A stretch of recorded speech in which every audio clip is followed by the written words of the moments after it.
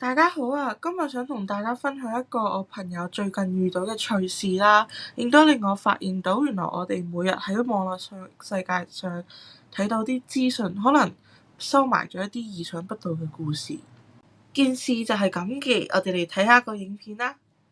誒，聽講你要去埃及留學喎？埃及唔係會將啲旅客做成木乃伊嘅咩？你睇下，而且埃及好似都冇咩大學啦，好恐怖喎！不如去其他地方留學啦。呢啲都係假㗎，你喺邊度睇㗎？埃及其實有好多出名嘅大學，同埋學費都幾平下㗎。例如好似開羅大學、亞歷山大大學等等，呢啲都係良好同埋國際接軌嘅大學嚟㗎。同埋你諗下，而家仲邊度有木乃伊啊？而且啊，我對埃及文化都幾有興趣㗎。你究竟睇嘅係咩網站啊？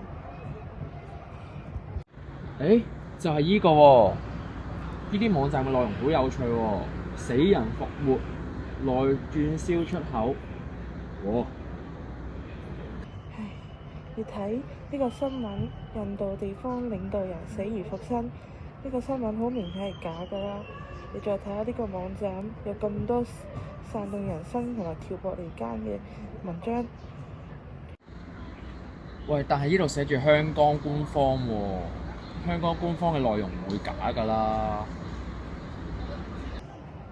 同埋網站雖然寫咗香港官方新聞，但係你上網係搜尋唔到㗎。呢啲都講明咗呢個網站係唔好㗎。喺睇資訊之前，你可以喺網上 search 一下，唔好再睇呢啲嘢啦。竟然聽你咁講又好似係喎，我之前睇其他文章嘅時候都覺得有啲奇怪，但係諗住官方就冇懷疑。你講得啱，我唔應該盲目信從呢個謠言，而家唔去查證。睇到呢度，大家會唔會覺得有啲誇張呢？但其實真係咁噶，我朋友爭呢就信咗啦。所以呢個就係我哋今日要講嘅主題啦，假信息。睇下呢個例子，其實佢完美展現到個假信息嘅4個常見嘅特徵啊。第一就係情緒波動啦。呢篇文用咗好恐怖啊、驚人啊呢啲詞彙，會令讀者即刻產生啲恐懼或者好奇心。